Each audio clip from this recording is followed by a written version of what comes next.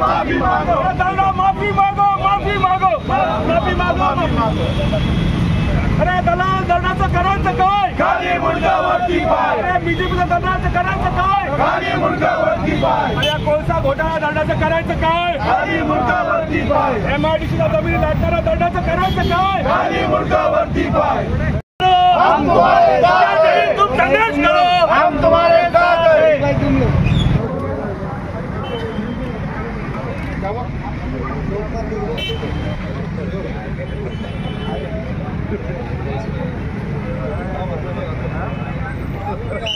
मध्ये अर्वाच्य भाषा जी म्हणजे एकदम शिवराळ भाषा जे म्हणतो आपण, जी एखाद्या ॲडमध्ये लोकमतच्या मोठ्यासारख्या पेपरमध्ये ज्या पेपरकडनं आम्हाला अपेक्षा आहे न्यायाची, त्या पेपरमध्ये अशा भाषामध्ये जर एखादी ॲड येत असेल, जाहिरात येत असेल, तर त्याचा निषेध करण्यासाठी या ठिकाणी आम्ही आलेलो आहोत।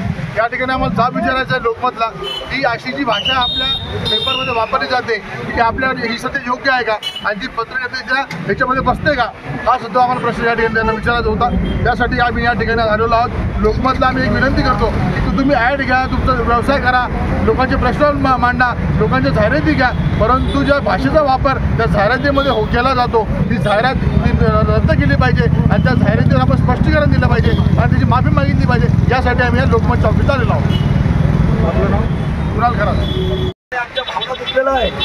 ज्या पद्धतीनं पेपरवरती बातमी देत असताना हा आपण विचार करायला पाहिजे। आपण व्यावसायिक माणूस आहे आणि व्यावसायिक माणसानं पेपरमध्ये भाषा कोणत्या पद्धतीनं वापरायला पाहिजे, कोणत्याही नेत्यावरती चिखल उचलताना तुम्ही याचं भान ठेवलं पाहिजे का, जेणेकरून आपण कोणत्या नेत्याच्या भावना दुखल्या नाही पाहिजे व त्याच्या कार्यकर्त्याच्या सुद्धा भावना या ठिकाणी दुखल्या नाही पाहिजे। ज्या पद्धतीनं लोकमतनं जी जाहिरातीवरती जी पद्धतीनं जी दादागिरीची भाषा आणि गुंडप्रवृत्तीची भाषा जी लोकमत पेपरच्या माध्यमातून जी छापलेली गेली आहे, तर मला एकच विनंती आहे लोकमतला का लोकमतला पटकन बाहेर यावा, माफी मागा। अन्यथा जर समजा या ठिकाणी जर तुम्ही माफी मागितली नाही तर या ठिकाणी अनेक लोकसंख्या या ठिकाणी वाढेल आणि तुमचा निषेध केला जाईल, या ठिकाणी जाहीर निषेध केला जाईल।